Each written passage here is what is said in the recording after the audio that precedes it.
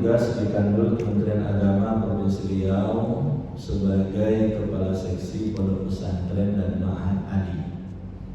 Pengalaman haji sebagai jamaah biasa seperti Bapak Ibu yang akan berangkat nanti 2009 bersama istri, 2011 sebagai PPHD, disebut sekarang dengan PPHD Petugas Haji Daerah, 2014 sebagai Pembimbing Ibadah Haji TPIHI Pembimbing Ibadah Haji Indonesia, 2022 sebagai TPIHI juga sebagai Pembimbing Ibadah Haji.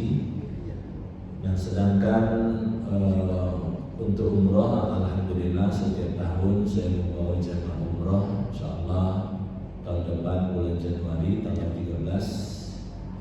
Buku haji yang sudah saya tulis diterbitkan selama dulu saya kuliah S3 di Jakarta. Pertama adalah Ensiklopedia Haji dan Umroh, diterbitkan oleh Raja Grafindo Persada 2002.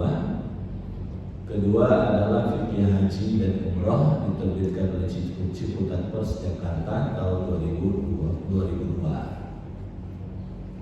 Sehari-hari juga aktif di dakwah sekalian dan beberapa organisasi, diantaranya sebagai bagian dari Ketua Harian MUI Provinsi Riau, Ketua Komisi Ukhuwah MUI Kota Pekanbaru, Ketua Bidang Pemberdayaan Wakaf pada DWI Perwakilan Provinsi Riau, Ketua Bidang Pembinaan Syariah Quran pada LPTQ Provinsi Riau, anggota FKUB Provinsi Riau, Wakil Ketua MDI Provinsi Riau, dan beberapa organisasi lain.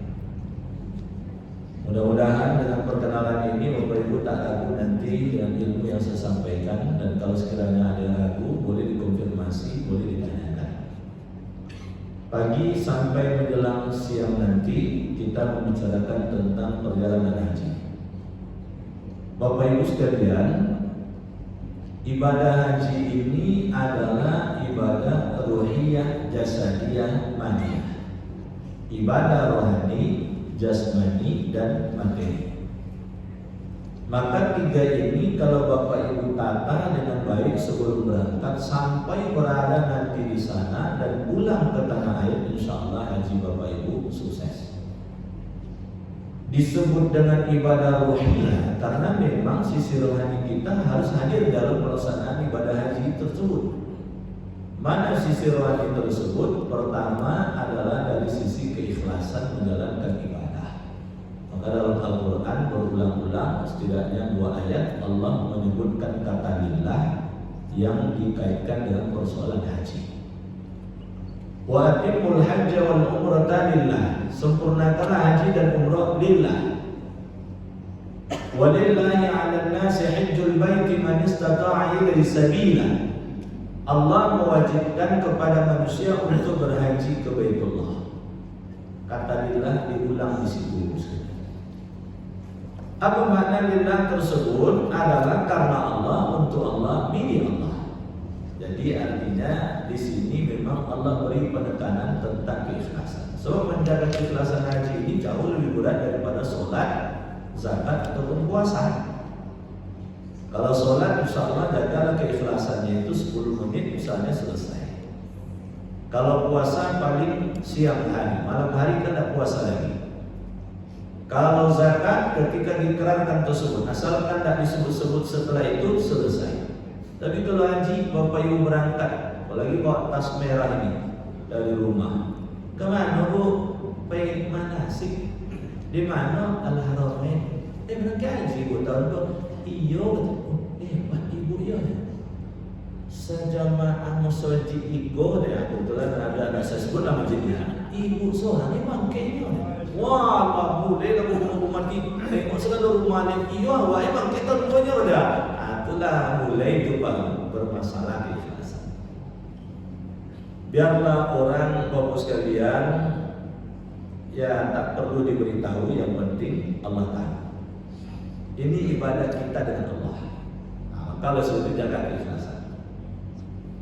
Yang kedua adalah kekhusyukan. Maka harus sekalian sisi rohani yang harus kita jaga itu adalah kekhusyukan.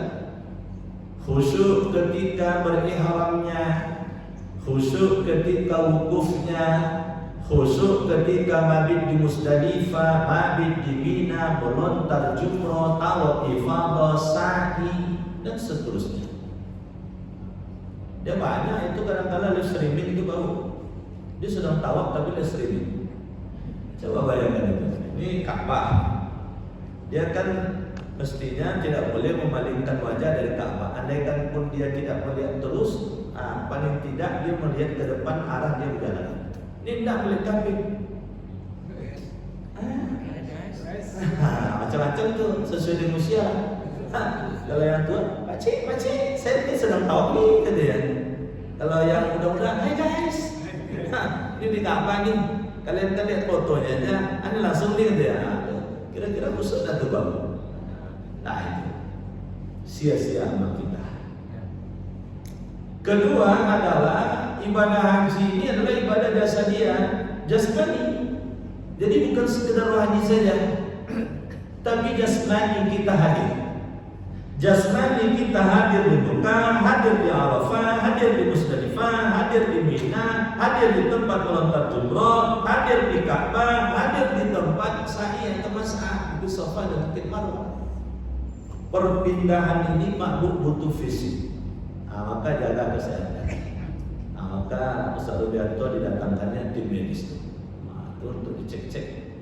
Mana tahu, ya kalau ibu takut ngeceknya. Sakit kepala kalau udah dicek Ustaz ya. Malah tidak bisa lolok adanya. Atau pemikiran itu dihilangkan bahwa kalau kita lebih awal tahu, kita bisa lebih cepat menanggulanginya daripada tiba-tiba di sana nanti. Jadi maka oleh sebab itu fisik harus dijaga dengan baik. Lalu ibadah madiyah, ibadah harta. Jadi oleh sebab itu sekalian, harta dan bekal yang kita bawa pastikan adalah yang halal lebih baik. Saya malah menganjurkan Pak Go sebelum berangkat nanti kan keluar porsi itu, keluar porsi haji kita. Keluar porsi haji kita berarti 25.500.000. Sebutnya 25 juta itu tahu. Yang kemarin-kemarin kan Bapak Ibu tidak bisa ngambil kan 25 juta sebagai porsi. Tapi begitu dia porsi keluar, berarti Bapak Ibu hanya menambah lagi berapa kekurangan ongkos haji kita. Berarti milik utamanya sudah berada pada kita. Milik sempurnanya itu sudah berada pada kita. Berarti tahun 2024 atau nanti sampai 2025 itu sudah menjadi pemasukan pencarian kita dari 25 juta tersebut. Keluarkan zakat yang 2,5%. Jadi nanti sebelum berangkat 25 juta itu keluarkan zakatnya 2,5%. Berapa nilainya Ustaz? Paling 630.000. Kalau 25 juta kan perlu sampai dihisap. Nah, tadi yang saya sebut bahwa 25 juta kalau dia sudah keluar porsi kita, otomatis itu menjadi pemasukan kita, menjadi uang kita. Bukan penghasilan lain, kecuali kalau Bapak Ibu tak punya penghasilan. Ini adalah pemberian dari anak, atau mungkin tak perlu dikeluarkan zakat 25 juta itu. Tapi kalau Bapak Ibu punya penghasilan di luar itu sekitar misalnya tersebutlah 75 juta misalnya, berarti 25 tambah 75 100 juta. Insya Allah itu sudah kategori nisab zakat. Keluarkan 2,5% agar betul-betul bersih harta yang kita bawa tersebut, sehingga nanti tidak ada yang menyangkut nanti. Bapak Ibu hadirin wal hadirat rahimakumullah, perjalanan ibadah haji ini agar kemudian terangkut seluruh jamaah haji Indonesia, agar kemudian tidak terjadi penumpukan pada satu tempat. Oleh sebab itu negara membuat 2 gelombang perjalanan haji. Gelombang pertama dan gelombang kedua. Jelas Pak? Tidak jelas ya? Agak sama-sama nih. Tidak jelas ya? Nanti dibaca lah, slide-nya bisa dibagi nanti. Slide-nya bisa dibagi. Apa bedanya Pak Bu? Yang jelas gelombang pertama lebih dulu berangkat, gelombang kedua lebih kemudian berangkat. lebih belakangan berangkat. Maka karena lebih duluan berangkat, tanggal pelaksanaan ibadah haji masih panjang, oleh sebab itu jamaah dibawa dulu ke Madinah. Jadi rute perjalanannya adalah dari Pekanbaru, asrama Haji Batam, lalu ke Madinah. Madinah 8 hari kurang lebih. Saya sebut kurang lebih karena ada kata ya, karena ada lagi istilah lain katanya. Kadang bisa 8 hari, kadang kurang 8 hari. Nah, setelah itu ke Mekah menyelesaikan ibadah umroh kita karena haji kita haji tamattu. Nah, sampai kemudian datang waktu pelaksanaan ibadah haji 8 Zulhijjah, lalu kemudian berangkat ke Arafah. Lalu di Arafah 9 Zulhijjah. Lalu kemudian setelah tenggelam matahari, lalu kemudian ke Musdalifah. Mabit di Musdalifah, melewatkan tengah malam, mengumpulkan kerikil atau kerikil yang sudah ada dipilah saja, karena diberi oleh panitia maktab kerikil tersebut sudah dikantongi dalam bentuk kantongnya langsung. Lalu kemudian dari Musdalifah ke Mina. Begitu sampai di Mina, melontar Jumratul Aqabah tanggal 10 Zulhijjah. Setelah itu kembali ke kemah. Malam 11 kita harus bermalam di Mina. Tanggal 11 melontar Jumratul Ula, Wusta, Aqabah, lalu balik ke kemah. Malam 12 kita harus ada di Mina tersebut, tidak boleh kemana-mana. Lalu 12 Zulhijjah melontar Jumrah Ula, Wusta, Aqabah, lalu kembali ke kemah. Kalau sekiranya keberangkatan kita pulang ke tanah air lebih awal, cukupkan sampai tanggal 12 Zulhijjah kita berpulang ke hotel di Mekah. Ini namanya nafar awal.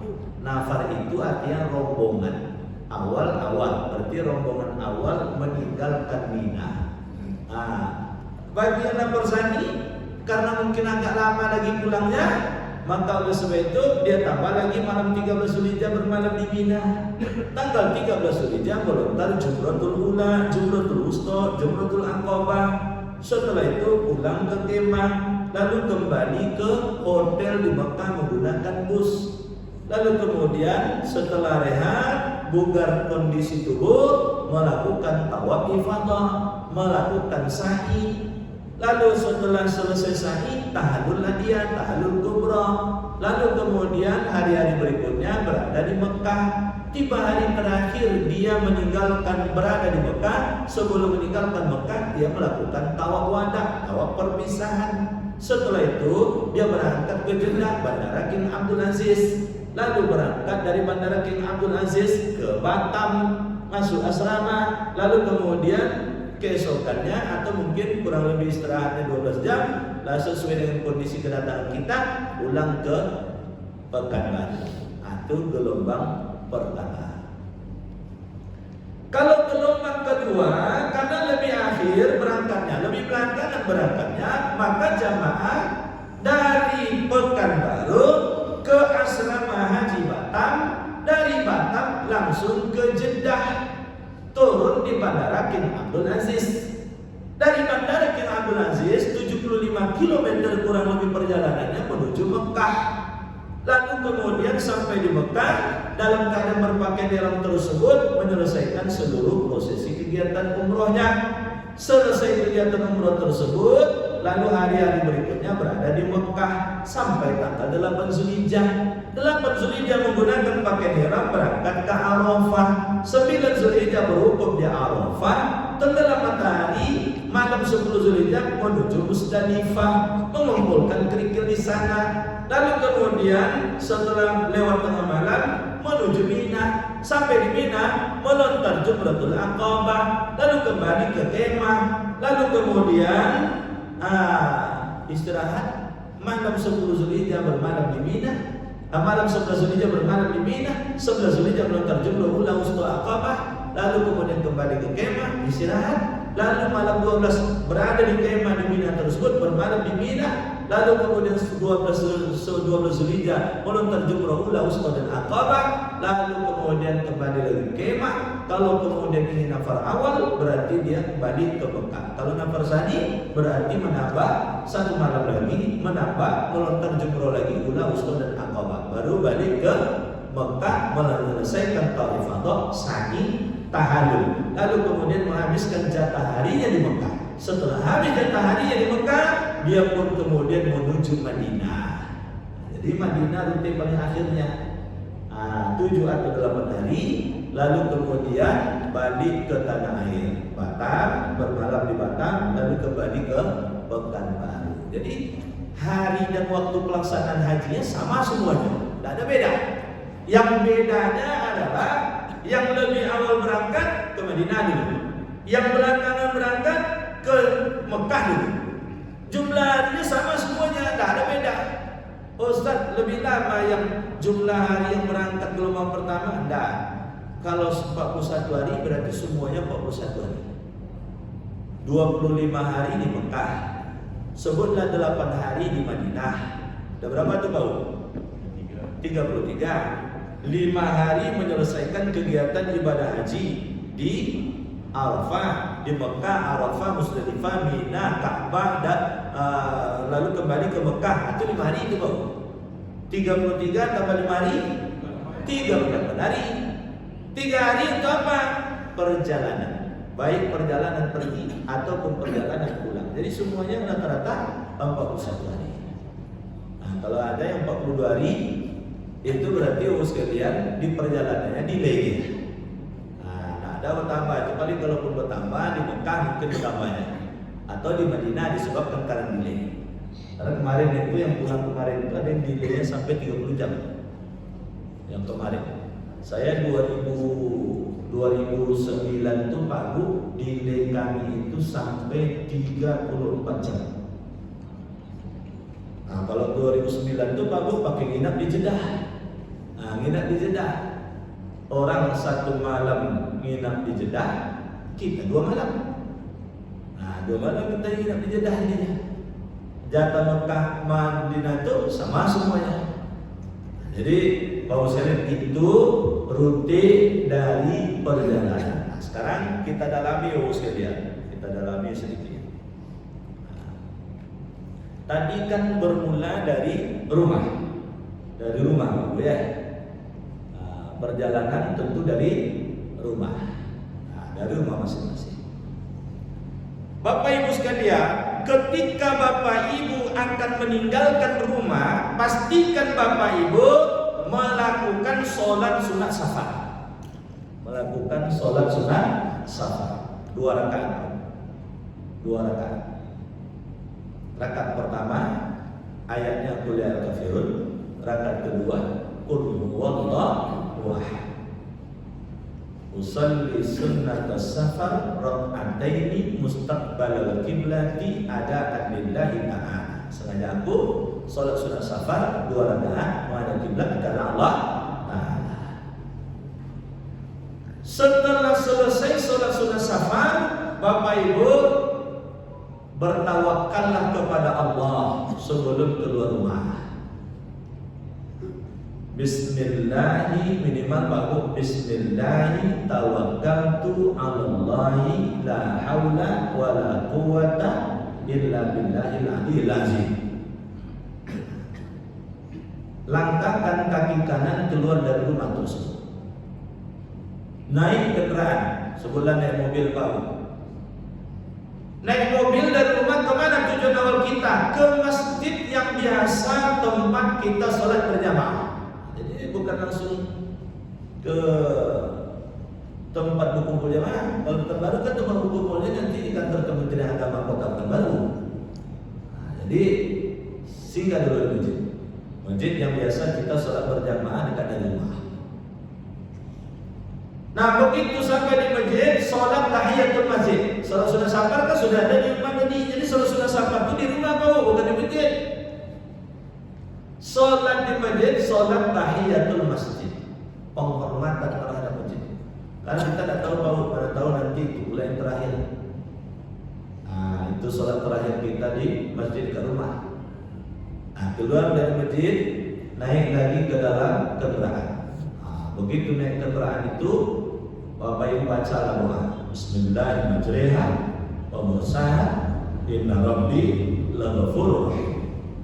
Wa ma qadarullaha haqqa qadri wal ardu jami'an qabdatuhu yawmal qiyamah was samawati matwiyat bi yaminihi subhanahu wa ta'ala amma yusyrikun. Kendaraan bergerak. Begitu kendaraan bergerak, Bapak Ibu baca doa. Bismillahirrahmanirrahim. Allahu akbar, Allahu akbar, Allahu akbar. Subhanallazi sakhkhara lana hadza wa ma kunna lahu muqrinin wa inna ila rabbina lamunqalibun. Allahumma inna. Kalau sekiranya kita banyak dalam mobil tersebut. Kalau sendiri, Allahumma inni. Allahumma inna nas'aluka fi safarina hadza al-birra wat taqwa wa min al-'amali ma tarda. Allahumma hawwin 'alaina safarana wa atwi 'anna al-waqta. Allahumma anta sahibu fi safar wal khalifatu fil ahl. Allahumma inna na'udzubika min wa'sa'i safar wa ka'abatil manzar wa su'il munqalabi fil mali wal ahli wal walad. Bapak Ibu tidak usah bertakut, panjang doa akan dibaca udah sholat tadi. Mulai dari sekarang, itu kan dibukukan sudah ada baru. Jadi kalau ada buku panduan, boleh dibaca itu, praktekkan baru. Saya dulu tidak juga hafal baru. Tapi ketika saya akan berangkat haji itu, setiap saya keluar dari rumah, saya naik mobil, saya keluar rumah, Bismillahirrahmanirrahim, la haula wala quwwata illa billah. Saya bisa baca. Duduk di atas kendaraan, saya baca Bismillahirrahmanirrahim. Saya Rabbi laghafurur rahim wa ma qadarullah qadri wal amru jami'an qabdatuhu yaumil qiyamah was samawati matwiyatun yamini subhanahu wa ta'ala musyrikun. Apa juga jadi mau? Pada tiap hari dibaca. Mulanya buku itu tidak lepas-lepas dari tangan, tapi kalau sudah tiap hari akhirnya lepas sendiri dia bau. Bergerak kendaraan tersebut. Bismillahirrahmanirrahim. Allahu akbar, Allahu akbar, Allahu akbar. Subhanallazi sakhkhara lana hadza wa ma kunna lahu muqrinin wa inna ila rabbina lamunqalibun. Allahumma inna nas'aluka fi safarina hadza al-birra wat taqwa wa min al-'amali ma tarda. Allahumma hawwin 'alaina safarana wa atwi 'anna bu'da. Allahumma anta sahibu safar wal khalifatu fil ahl. Allahumma inna na'udzubika min wa'sa'i safar wa ka'abatil manzar wa su'il munqalab fil mali wal ahli wal walad. Ketika dah hafal panjang waktu baru, tapi kalau dah hafal pendek aja dia. Saya dulu tahun lalu ikut MTQ Pak, MTQ Korpri, MTQ Korpri, cabang pembaca doa. Ada pula MTQ Korpri, baru cabang pembaca doa itu untuk pegawai cuma tahu. Saya pula ditunjuk oleh pemerintah provinsi untuk perwakilan Riau Bang. Oh itu 2 minggu menghafal situ Bang. Sepanjang-panjang doa Bang, 7 macam doa Bang. Di lokasi lomba itu, dihidupkanlah pencabutan undian doa. Berputar, tekan, betul. Dapatlah doa yang masih sayup-sayup hafalnya Pak. Awak lebih yo Pak. Tiba di ujung doa tu, herannya doa pula yang biasa baca pula itu lupa. Gara-gara mengingat doa yang sulit tadi Pak. Doa yang biasa dibaca lupa Pak. Begitulah manusia. Jadi kalau kita pelupa wajar Pak. Asal jangan lupa laksanakan. Kehilangan kacamata, dicari di dapur, tidak usah bodoh. Dicari kamar, tidak usah bodoh. Dicari di dapur, tidak juga ketemu. Dicari di ruang tamu, tidak juga ketemu. Akhirnya capek kemudian menyadar gini. Kacamata di kepala rupanya. Oh cari-cari. Itu diperbaiki, itu tahajud diperbaiki, baca Qurannya diperbaiki, sholat duhanya diperbaiki. Karena itu rahasianya adalah menghindarkan diri dari lupa bersangatan dan pikun di masa tua kita. Bergerak Pak Bu, sampailah singkat cerita Bapak sekalian sampai di Kemenak, lalu kemudian gabung dengan bus, 10 bus atau boleh jadi 12 bus, membawa seluruh jamaah Bapak sekalian, atau boleh jadi bertahap karena pesawatnya kecil. Boleh jadi 3 penerbangan Bapak sekalian.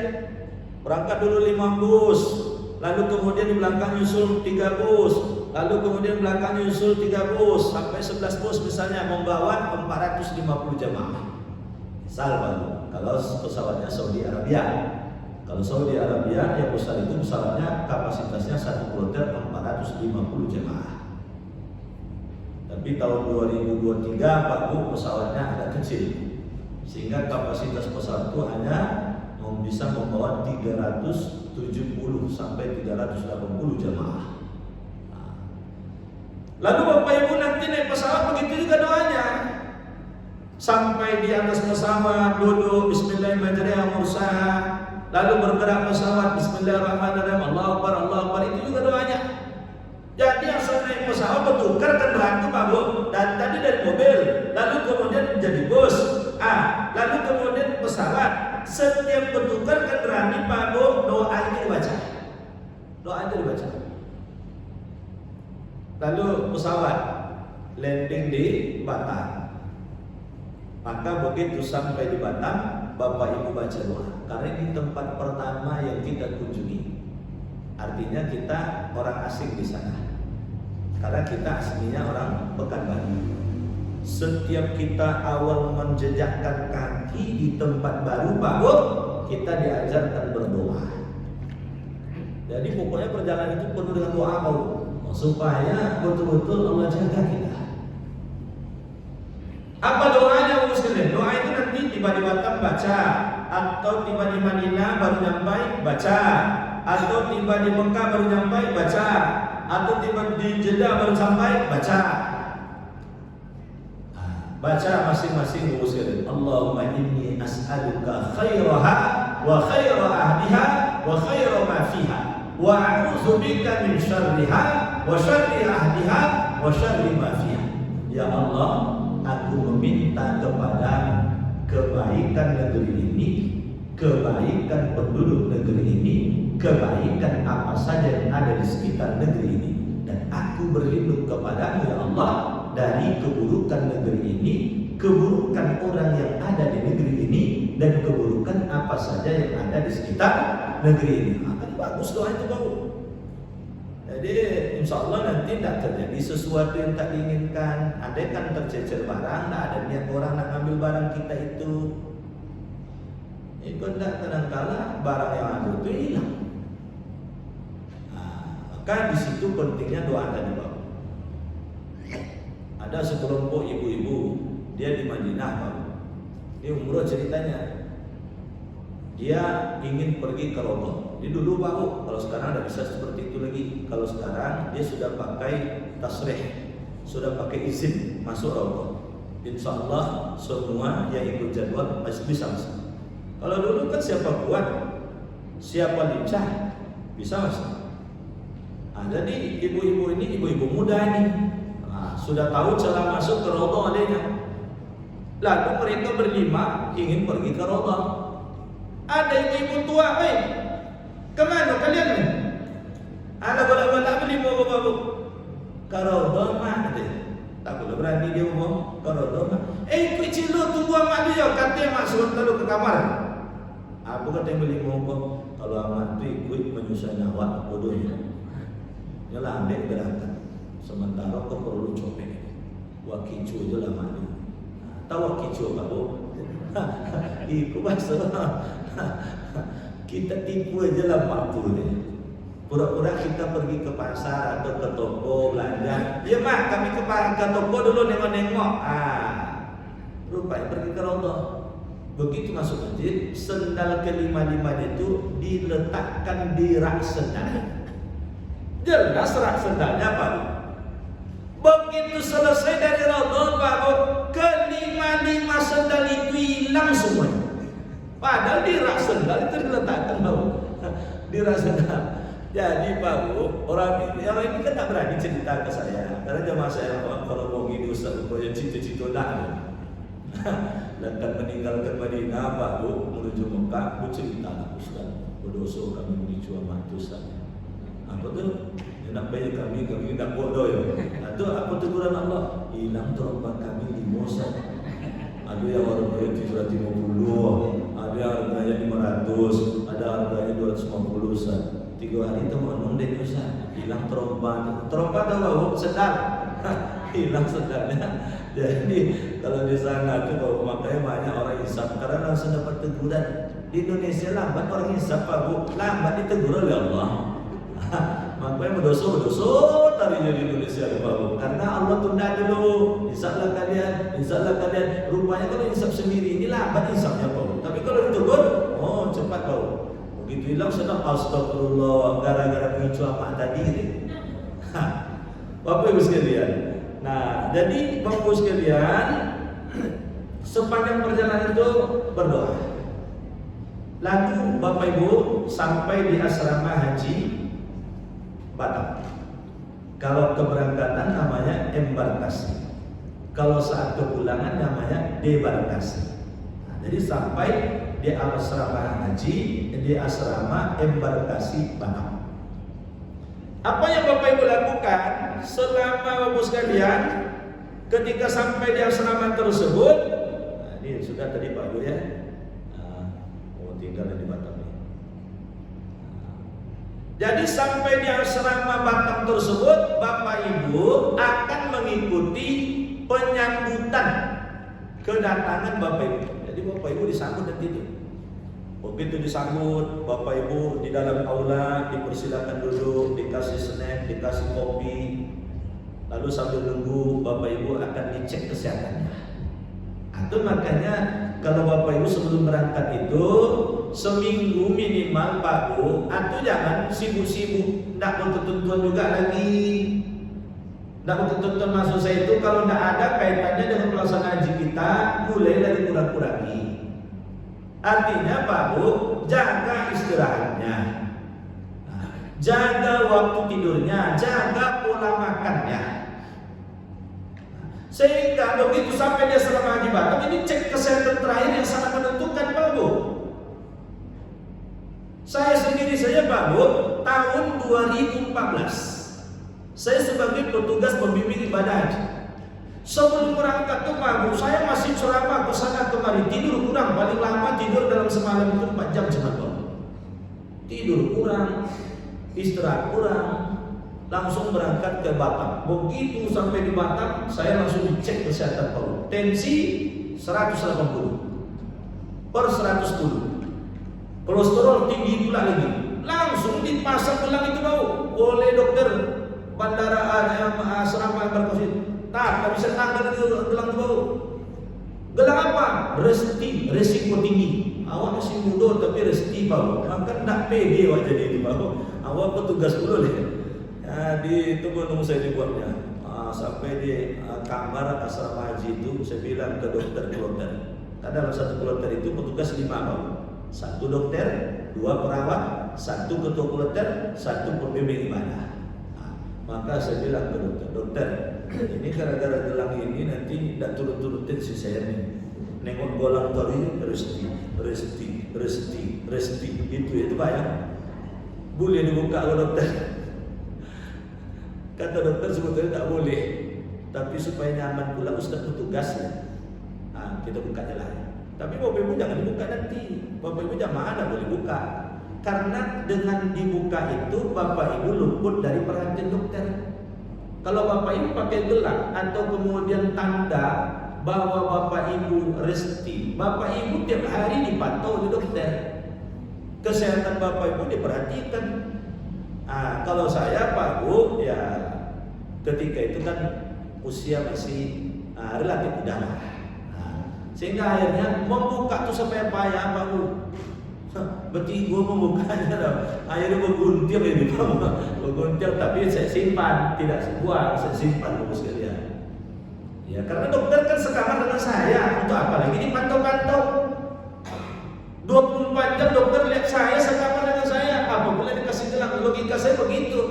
Ini saya kan petugas, dikasih gelang yang memantau sepanjang perjalanan sampai pulang ke dokter kloter. Dokternya sekamar dengan saya. Maka saya tanya ke dokter, boleh tak dibuka ke dokter? Karena saya sekamar dengan dokter, kata dokter, ada apa? Usah kan nampak tadi dia awak. Kok sakit-sakit konyang-konyang nampak dia mau usah. Jadi Bapak Ibu sekalian, maka cek kesehatan di Batam itu sangat menentukan. Kalau kata dokter di Batam tidak bisa berangkat, Bapak Ibu tidak bisa berangkat. Walaupun dokter di Pekanbaru mengatakan bisa berangkat Bapak Ibu, tapi kalau di Batam mengatakan tidak bisa berangkat, tidak bisa berangkat Bapak Ibu. sebelum berangkat itu jaga istirahat, jaga pola makan. Jadi masuk asrama itu Bapak Ibu cek kesehatan. Setelah cek kesehatan, gelang haji dipasangkan di asrama tersebut. Setelah gelang haji dipasangkan, Bapak Ibu kemudian diberikan living cost, uang saku. Uang saku bagian dari ongkos haji Bapak Ibu. Nah, berapa persisnya saya lupa Pak Bu tahun kemarin itu, karena saya sudah lama tak terima living cost ini. Karena saya jamaah biasa kan 2009. Kalau 2009 itu baru 1.500 rupiah. Tapi kalau 3 tahun belakangan ini sudah berbentuk rupiah ya. Sudah berbentuk rupiah sekalian, tidak lagi berbentuk rial. Jadi kalau dibawakan ke rial mungkin kurang lebih 1.000 rial. Bapak Ibu sekalian, lalu dibagikan ke kunci kamar. Bapak Ibu masuk kamar di asrama. Di asrama Batam itu sore hari, andaikan besok kita berangkat, akan ada manasik haji. Ikuti itu baru. Itu manasik, praktek manasik itu dibimbing oleh petugas embarkasi. Nah, nanti setelah itu Bapak Ibu salat berjamaah. Dalam perjalanan Bapak Ibu sudah bisa jamak qashar. Selama di Batam pun Bapak Ibu bisa jamak qashar salat. Lalu kemudian Bapak Ibu malamnya istirahat, atau kalaupun siang hari Bapak Ibu bisa istirahat, gunakan waktunya istirahat. Tiba waktu Bapak Ibu akan berangkat, kurang lebih 4 jam minimal, Bapak Ibu akan melalui proses ekstrai. Bapak Ibu akan masuk ke ruang tunggu untuk masuk ke dalam bus. Bus ini langsung ke pesawat nanti. Nah, maka proses ekstrai ini itu memakan waktu bisa sampai 1-2 jam. Proses ekstrai itu semua tentengan Bapak Ibu diperiksa. Semua yang ada di badan diperiksa. Nah, maka oleh sebab itu aturan-aturan penerbangan itu harus dipatuhi. Tidak boleh membawa benda cair, itu harus dipatuhi. Kalau ada benda cair seperti sabun cair dan sebagainya, biarkan di dalam tas koper. Kalau nanti lewat X-ray, pasti kemudian ditinggalkan. Kalau ada gunting dan sebagainya, senjata, pasti kemudian akan ditinggalkan. Lalu Bapak Ibu, singkat cerita, dari asrama embarkasi Batam menuju Bandara Hamdani, lalu kemudian masuk pesawat menuju ke Arab Saudi. Kalau gelombang pertama tadi ke Madinah. Kalau gelombang kedua adalah ke Mekah, tapi turunnya di Jeddah. Maka sepanjang perjalanan 9 jam itu baru. Sebutlah Bapak Ibu berangkat jam 10 pagi misalnya. Jam 10 pagi.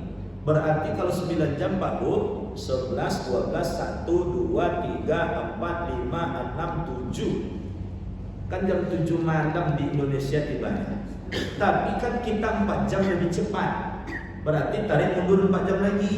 7 berarti 6, 5, 4, 3. Berarti jam 3 waktu Arab Saudi sampai di sana. Secara hitungan logikanya, Bapak Ibu sholat zuhur dan asar bisa di sana. Tetapi Pak Bu, begitu sampai pesawat Bapak Ibu di Bandara Amir Mahmud Muhammad Abdul Aziz, Madinah, Bapak Ibu itu proses imigrasi, masuk ke dalam bus, lalu menuju Madinah. Sampai di Madinah, bagi kunci kamar, lalu masuk kamar. Khawatirnya ini sudah dekat maghrib nih Pak Bu. Lewat zuhur dan asar nanti, otomatis Bapak Ibu akan sholat zuhur dan asar di dalam pesawat, dalam perjalanan. Udah buat dugaan saya itu udah batal semua. Mulai subuh waktu masuk X-ray Bapak sekalian, di ruang tunggu proses pelepasan bulan Pak Bu. Wah itu bisa makan waktu 6 jam. Bertahan dulu itu Pak Bu, rasul tidak bertahan tuh. Maka oleh sebab itu tentu kita akan bertayamum. Nah, bertayamum di atas pesawat. Bertayamum menggunakan apa? Memang menggunakan pasir atau menggunakan debu, tapi tak perlu pula Bapak Ibu bawa pasir dan debu ke dalam pesawat. Karena ini pernah terjadi jamaah haji di Pak Bu.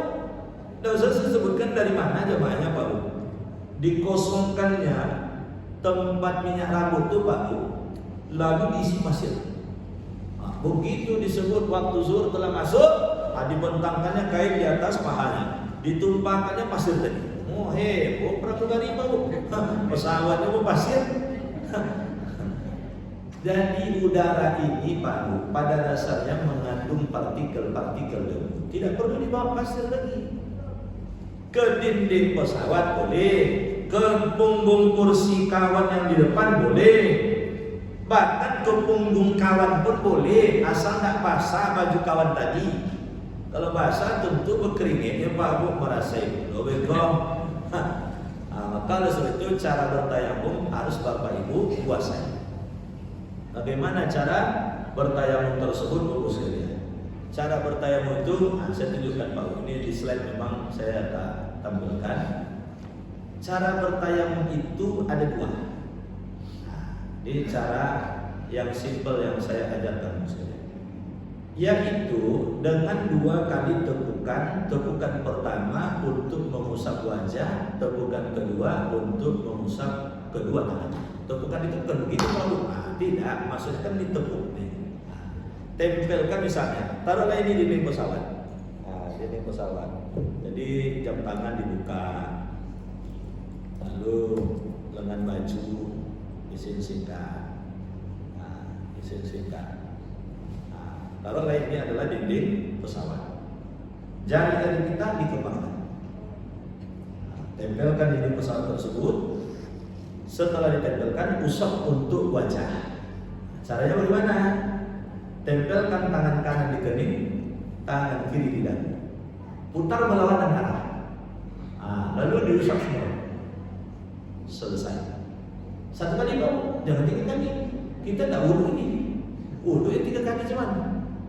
Beko 3 kali pula Pak Bu. Kalau sempat pakai pasir, bergesek-gesek itu aja Pak. Hanya mengusapnya bukan mencuci. Kalau mencuci ya digosok-gosok Pak Bu. Ini mengusap. Seperti ini. Lalu tempelkan lagi ke dinding pesawat yang bukan di tempat tadi, tempat lain. Mungkin bisa juga di kursi kawan di depan. Setelah ditempelkan, ini harus hati-hati Pak Bu. Ini kan sudah tempel pasir tadi. Telapak tangan kiri tempelkan ke punggung telapak tangan kanan. Setelah ditempel, tariklah. Yang kerja Pak, yang telapak tangan kiri yang kerja. Tangan kanan diam aja. Tarik. Ini jempol jangan dipakai. Jempol ini jangan dipakai. Tarik sampai ke siku. Begitu sampai ke siku, balikkan tangan kanan kita. Setelah balik, tarik lagi ke depan sampai pergelangan. Begitu sampai pergelangan tangan kanan, jempol kiri yang perlu dipakai gunanya adalah untuk mengusap punggung jempol tangan kanan. Ini jangan disentuh yang kanan, ini jangan disentuh bahu. Selesai. Ini kan belum terpakai ini. Tempelkan ke punggung tangan kiri kita. 4 jari ini Pak Bu, tempelkan. Tariklah ke dalam. Begitu ditarik ke dalam sampai siku, balikkan tangan kiri kita.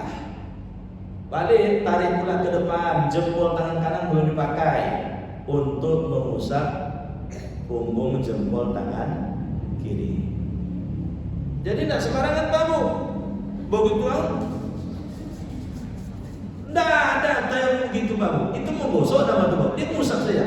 Tarik ke dalam, balikkan tangan, tarik ke depan. Jempol kiri mengusap punggung jempol kanan. Tangan kanan tempelkan ke punggung tangan kiri, tarik ke dalam, balikkan tangan. Jangan terlepas Pak Bu. Ini satu rangkaian. Tarik ke depan, jempol tangan kanan mengusap punggung jempol tangan kiri. Itu cara pertama. Cara kedua, ini cara yang sangat aman untuk aurat ibu-ibu. Kalau bapak-bapak macam tadi. Kalau ibu-ibu tidak perlu disensingkan bajunya, tapi harus teliti. 1 kali tepukan untuk wajah dan telapak tangan. Jadi tidak sampai situ. 1 kali ini tepukan, lalu kemudian usap ke wajah, tarik perlawanan. Begitu selesai jangan dilepas, biarkan di begini. Begitu sudah selesai, telapak tangan kiri menempel ke punggung telapak tangan kanan sampai begini. Setelah menempel baru boleh dilepas. Berarti kan nempelnya begini. Telapak tangan kiri tarik ke dalam sampai pergelangan tangan. Begitu sampai pergelangan tangan, tangan kanan dibalik. Jempol tangan kanan kan belum kena. Jempol tangan kiri mengusap jempol tangan kanan. Jangan lepas sampai di ujung ini, jangan terpisah. Begitu sampai di sini, ini langsung berputar. Yang kanan menempel ke punggung telapak tangan kiri. Begitu menempel, tarik ke dalam sampai pergelangan tangan, balik tangan kiri. Jempol tangan kanan mengusap jempol tangan kiri. Satu kali untuk wajah dan telapak tangan. Boleh bapak-bapak seperti itu? Boleh, tidak ada masalah. Pilih satu di antara dua. Jadi setelah bertayamum, azan dikumandangkan. Mudah-mudahan petugas kloter ngerti nanti, sehingga sholat berjamaah di dalam pesawat, satu pesawat. Petugas kloter mengumandangkan azan, lalu iqamah, sholat zuhur 2 rakaat. Setelah itu, setelah salam, iqamah, lalu kemudian sholat asar 2 rakaat. Namanya jamak takdim qasar. Jamak takdim qasar. Singkat cerita, Bapak Ibu sampai di Madinah. Bapak Ibu turun pesawat, proses imigrasi, cek imigrasi. Tidak usah Bapak Ibu takut, biasa saja, rileks saja. Soalnya kadang-kadang kalau wajah takut itu airnya grogi. Disuruh tempel jempol, kelingking gini. Tempel jempol, kelingkingnya. Yang seorang pakai bahasa Arab, yang seorang pakai bahasa Cu. Kan kacau jadi tahu. Jadi bagus sekali disuruh tempel 4 jari misalnya, tempel. Dia gini dari kiri yang kanan, suruh kiri dia gini yang bagus. Jadi maka ini lagi aja sehingga konsentrasi tetap terjaga. Keluar dari bandara tersebut, masuk bus, lalu kemudian menuju hotel di Madinah. Bapak Ibu, kegiatan kita di Madinah tidak ada berkaitan dengan ibadah haji. Kegiatan kita adalah tajdidul iman, dalam rangka memperbaharui keimanan kita. Maka di Masjid Nabawi Bapak Ibu melakukan sholat berjamaah 5 waktu sehari semalam. Lalu kemudian ya inilah yang kalau sampai 8 hari namanya arba'in. Kalau tak sampai tidak masalah. Tidak ada kaitan dengan haji. Arba'in itu tidak ada kaitan dengan haji. Sah atau tidak, sempurna atau tidak ada hubungannya Ibu sekalian. Bapak Ibu sekalian, dalam durasi waktu 8 hari kurang lebih tersebut, Bapak Ibu mendapatkan 1 kali jatah untuk masuk ke Raudhah. Tidak bisa 2 kali Bapak. Ustaz, awak mencilok-cilok masuk je lah, empang nyebeng-nyebeng orang dekor untuk yang kedua ketiga. Hati nurani saya mengatakan tidak baik. Kita ibadah tapi nak mencilok-cilok, aku cara untuk Pak Bu. Artinya negara Arab Saudi telah mensyaratkan untuk masuk ke Raudhah itu harus ada tasrih, harus ada izin, dan itu nama ada apa Bu? Misalnya jatahnya 450 jamaah kloter 3 BTH dari Pekanbaru misalnya, dihitung tuh baru. Lalu uji petik dia Bu, petugas keamanan itu uji petik dia. Diambilnya, ditanyanya ibu-ibu di tengah. Mas ismukal karim dia. Nama kamu siapa? Ibu sebut Latifah. Ditengoknya Pak Bu, nah ada nama Latifah. Itu 1 kloter keluar semuanya. Gara-gara yang seorang tadi. Ditunda minimal Pak Bu. Maka petugas kloter harus memastikan dan memandai-mandai kalau tidak ada nama. Ini misal Pak Bu, dari 450 jamaah ternyata keluar 430 jamaah, 20 jamaah tidak masuk namanya. Tidak perlu 20 jamaah tersebut diisi pula ke situ. Nah, nanti insya Allah akan diurus nanti 20 jamaah ini gabung dengan kloter yang lain. Tidak usah risau. Insya Allah dapat semuanya. Doa saja pada Allah. Kok tidak juga keluar nanggung dulu Pak Bu. Surat taubat juga lah. Apa masalah? Kok tidak juga keluar nanggung? Lalu akan diurus tidak juga keluar nanggung Pak Bu. Jadikan sebagai bahan evaluasi. Bapak Ibu, kalau sudah sampai ke Raudhah, keluar dari Raudhah, insya Allah Bapak Ibu otomatis ziarah ke makam Rasul.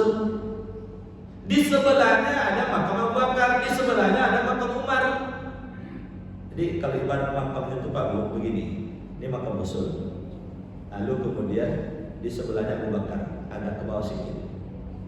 Sebelahnya ada Umar.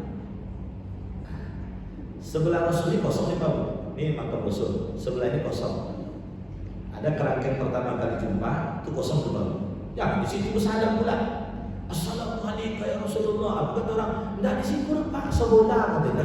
Nah, jadi pertama ketemu kerangkeng itu kosong. Itulah yang pernah ditawarkan kepada kepada Utsman bin Affan, dia tidak mau. Nanti kamu dikuburkan di sini. Ditawarkan pada Ali pun semasa hidup tidak mau. Ditawarkan pada Aisyah tidak mau. Tawarkan Fatimah juga tidak mau. Inilah hikmahnya Abu Sulaim. Insya Allah nanti kalau wafat Nabi Isa, disitulah kuburannya, di samping Rasul. Itu salah satu hikmah dikaji oleh para ulama. Keluar dari ziarah makam Rasul itu Pak Bu, maka Rasul Abu Bakar Umar setelah kita bersalam, Assalamualaikum ya Rasulullah, Assalamualaikum ya Nabi Allah, Assalamualaikum ya Syafatullah, Assalamualaikum ya Habib Allah. Empat salam kita ucap salam pada Rasul. Lalu pada Abu Bakar, Assalamualaikum ya Umar ya Abu Bakrin, paling ringkas itu Pak Bu. Ke Umar juga begitu, Assalamualaikum ya Umar bin Khattab. Doa ini masing-masing ada Pak Bu, tapi tidak sempat kadang-kadang karena kita tidak boleh berhenti di situ, jalan terus. Keluar dari situ, kalau Bapak Ibu tahu, kalau pagi hari itu keluar terus saja ujung ada pagar tinggi, itu adalah pemakaman Baqi'. 10.000 sahabat dikuburkan di sana. Tapi pemakaman Baqi' pagi hari itu hanya buka sampai jam 9 atau setengah 9 pagi. Maka bapak-bapak yang hanya boleh ziarah ke pemakaman Baqi', ibu-ibu tidak bisa masuk. Ibu doa dari luar pagar saja kalau ingin berdoa. Sekitar Masjid Nabawi itu banyak tempat yang patut diziarahi. Nanti Bapak Ibu bisa ziarah ke Saqifah Bani Sa'adah. Nanti Bapak Ibu bisa ziarah ke Masjid Ali bin Abi Thalib. Bisa ziarah ke Masjid Abu Bakar As-Siddiq. Bisa ziarah di sampingnya ada Masjid Ghamamah, Masjid Awan. Tempat di situ dulu Rasul bersama umatnya sholat Idul Fitri, Idul Adha, termasuk sholat minta turun hujan. Lalu kemudian ke sana lagi ada nanti Masjid Umar, ada Masjid Utsman, lalu seberang jalan ada Masjid Bilal bin Rabah. Itu sekitar masjid bisa jalan kaki semuanya. Kunjungi itu bisa tahu kalau sudah sampai di Madinah. Jangan sampai pulang nanti dari haji orang sampai apa ke Masjid Masjid Umar bin Khattab. Nah, ada Rasul di Madinah ada. Walau sampai di Madinah baru. Kunjungi. Kalau tidak tahu nanti tanya apa supaya kita sampai ke sana. Selama 8 hari itu nanti ada hari Bapak Ibu akan dibawa keliling menggunakan bus berziarah ke Masjid Quba.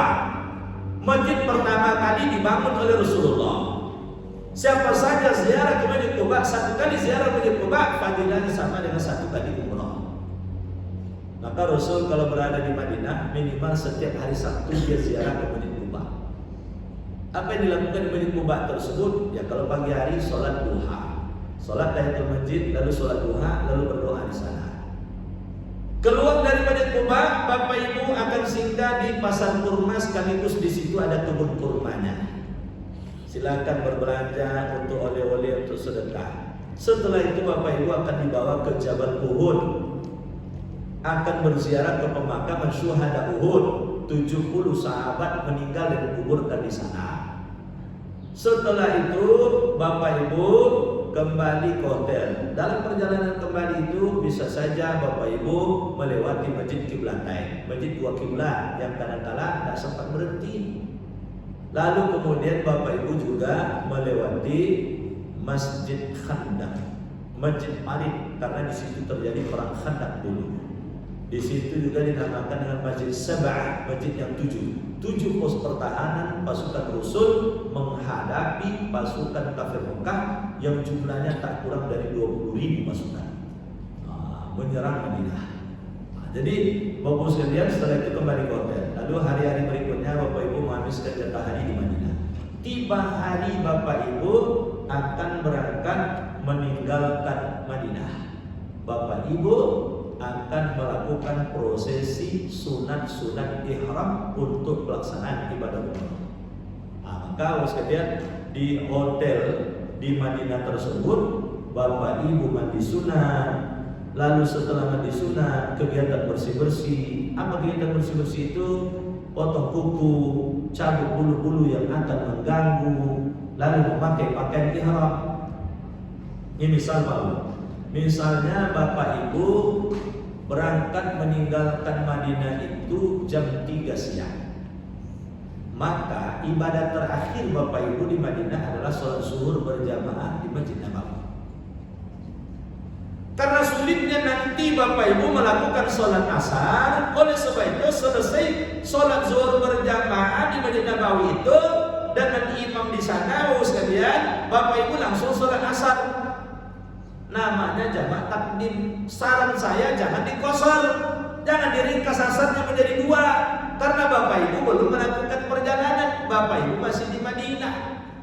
Sementara dalam ayatnya Allah menyebutkan, wa idza darabtum fil ardi falaysa 'alaikum junahun an taqsuru minas shalah. Dan apabila kamu telah melangsungkan perjalanan, perjalanan kan belum mulai. Apabila kamu telah melangsungkan perjalanan, tidaklah mengapa bagi dirimu untuk mengqasar salat, meringkas salat yang rakaat menjadi 2. Perjalanan belum mulai. Oleh sebab itu selesai salat zuhur berjamaah bersama imam di Masjid Nabawi tersebut, salat kanan salat kiri, Bapak Ibu berdiri langsung salat asar 4 rakaat. Setelah itu kembali ke hotel, Bapak Ibu makan lalu masuk bus berangkat. Karena sempitnya waktu setelah zuhur itu sebabnya mandi sunat ihramnya Bapak Ibu lakukan sebelum pergi ke masjid sholat zuhur. Jika perlu makan, kalau sempat makan, mana tahu jam 11:30 itu biasanya makan sudah ada itu. Makan dulu sehingga pulang dari masjid nanti tidak ada lagi kita disibukkan dengan urusan makan. Jadi Bapak sekalian harus jeli membaca situasi dan kondisi. So pulang dari masjid itu bawa kunci kita, kadang-kadang kunci kamar itu udah mati. Kita udah naik ke atas, ada juga barang di dalam kamar. Sampai di atas ternyata kunci udah mati.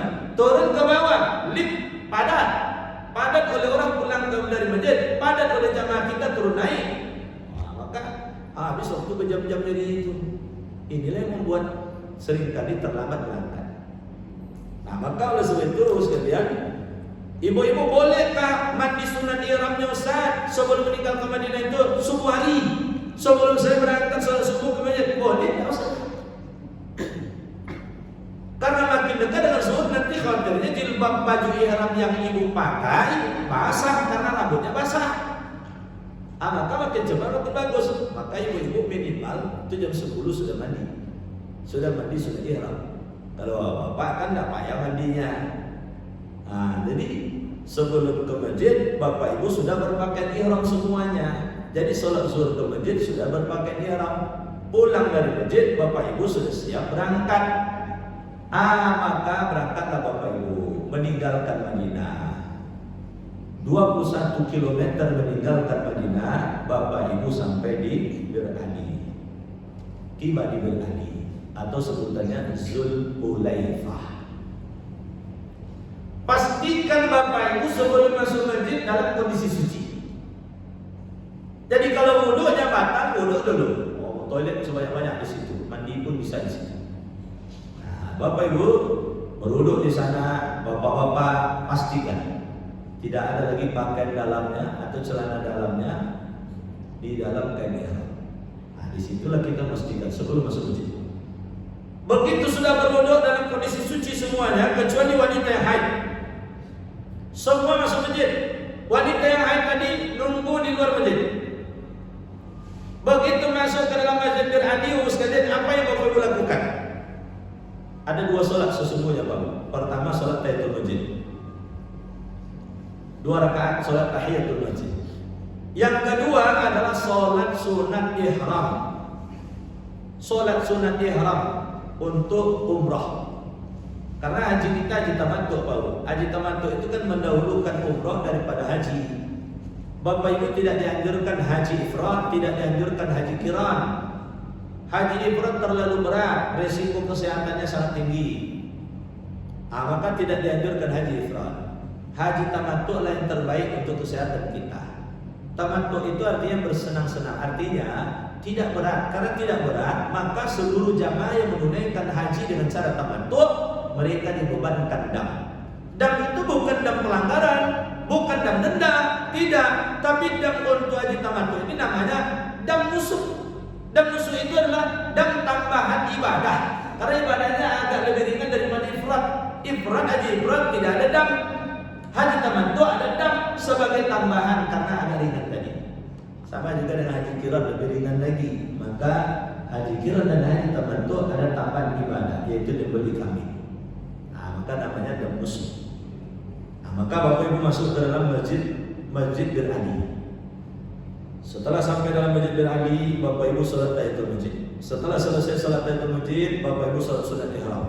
Salat sunat ihram 2 rakaat. Sengaja aku salat sunat ihram 2 rakaat menghadap kiblat karena Allah Taala. Kita tidak berjamaah Bapak sendiri-sendiri. Nah, setelah itu Pak Bu, Bapak Ibu dalam salat sunat ihram tadi, rakaat pertama ayat yang dibaca qul ya ayyuhal kafirun. Rakaat kedua qul huwallahu ahad. Ingat Pak Bu, qul ya ayyuhal kafirun dan qul huwallahu ini akan sering berulang nih. Tadi keluar rumah, sebelum keluar rumah, salat sunat sama. Ayatnya qul ya ayyuhal kafirun dan qul huwallahu. Bapak Ibu salat sunat ihram qul ya ayyuhal kafirun qul huwallahu. Bapak Ibu selesai tawaf salat sunat, sudah belakang Ibrahim, suratnya qul ya ayyuhal kafirun qul huwallahu. Salat sunat taubat qul ya ayyuhal kafirun qul huwallahu. Jadi dihafal-hafal tuh tahu. Jangan sampai tak hafal ulang. Qul ya ayyuhal kafirun la a'budu ma ta'budun wa la antum 'abiduna ma a'budu wa la ana 'abidu ma 'abadtum wa la antum 'abidun ma a'budu la rasulullah. Qul wa la antum 'abiduna ma a'budu wa la ana 'abidu ma 'abadtum wa la antum 'abiduna ma a'budu. Kalau ini diulang tu deh. La antum 'abiduna ma a'budu wa la antum 'abiduna ma a'budu. Tidak diingat deh. Sadaqallahu azim. Allahu Akbar. Jadi Bapak Ibu sekalian, hafal itu surah Al-Kafirun dan Al-Ikhlas. Jadi Bapak Ibu sekalian, begitu selesai salat sunat ihram, Bapak Ibu memasang niat untuk umrah. Itu diberani pasang niatnya Bapak. Boleh dalam masjid, boleh luar masjid, boleh dalam bus sebelum meninggalkan berani. Cuman kadang-kala nanti terlupa. Kalau dalam bus asyik cerita terlupa bau lewat baru tak kau nak Ustaz kalau pasang niat tadi balik dah tu cerita balik ada baru jalan dulu tidak ada pintu balik ke belakang tu macam jalan tol macam jalan tol baru dah bisa balik lagi. Kalau dah macam itu bos sekalian dah ada jalan lain kena dam. Bapak Ibu sekalian, jadi pasang niat untuk umrah. Labbaik Allahumma umrah. Ya Allah, aku datang memenuhi panggilanmu untuk menunaikan ibadah umrah. Ada yang sudah haji Pak Bu? Coba nunjuk Pak Bu yang sudah haji. Ini kaitan dengan niat ni Pak Bu. Ya. Jadi nanti yang sudah haji itu umrohnya itu dan hajinya tidak lagi untuk diri kita, tapi untuk keluarga yang kita sayangi, yang kita badalkan. Saya haji 2009 baru, 2011 tidak lagi untuk saya, 2014 untuk orang juga, 2022 untuk orangnya juga. Karena haji itu sekali seumur hidup cuman. Maka niatnya karena haji kita tamattu, mulai dari umrah itu niatnya sudah untuk yang kita badalkan. Misalnya kita baca niat misalnya nawaitul umrata li abi, untuk ayahku fulan bin fulan wa haramtu biha lillahi ta'ala. Sengaja aku berumrah untuk ayahku. Siapa namanya? Fulan bin fulan. Dan aku berihram karena Allah Ta'ala. Jadi Bapak Ibu sekalian, umrah berulang kali silakan. Tidak ada larangan, malah dianjurkan. Tetapi kalau haji memang sekali seumur hidup. Kecuali kalau haji dulu batal. Disebabkan karena apa? Baru selesai haji dia lah hubungan suami istri batal. Dendanya pun yang beli seekor unta. Seekor unta haji harus diulang. Jadi sudah, sengaja saya tanya tadi siapa yang sudah haji, agar nanti diingat ketika di berhaji itu sudah memasang